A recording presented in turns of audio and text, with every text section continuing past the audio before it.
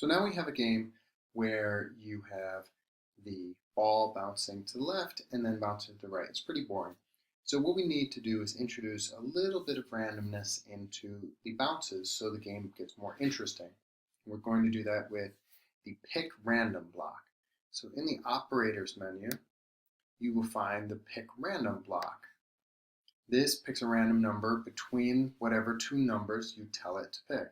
In this case, 1 to 10, but you can change those. The other thing we want to do is we want to point in a different direction.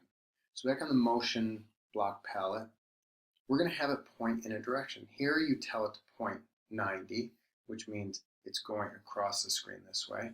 But we're going to have it point in the opposite direction plus or minus a little bit extra, which is random. So what we want to do is we're going to have it point in a direction. And see this little oval opening here? And this is oval. So things like that and mathematical operators can fit in that oval spot. So we want to point in a direction that is whatever direction it was already pointing, except the opposite, and then plus or minus a little bit. So here's how you do it. You take and you go into the very bottom, and one of the ovals you can pull out is direction.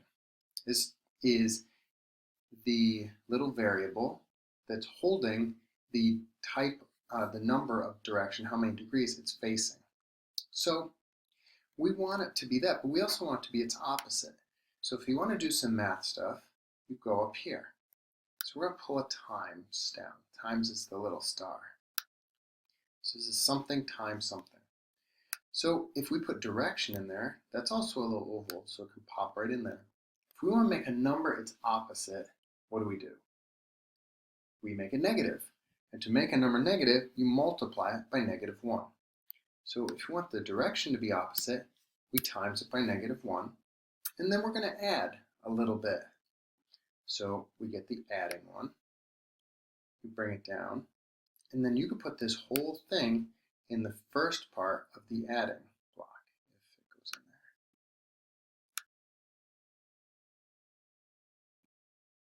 And we're going to add a random number.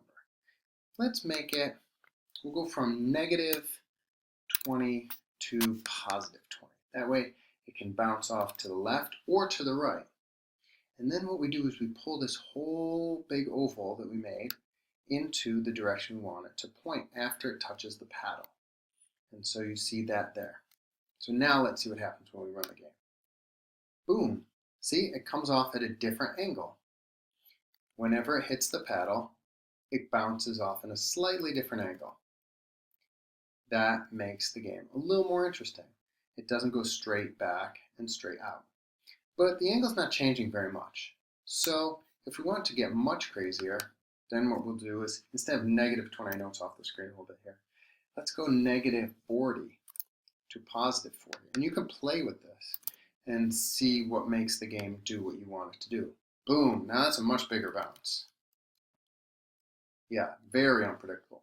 Okay, so that's a way that you can use the pick random block, the direction, and some green operators to make the game do what you want it to do.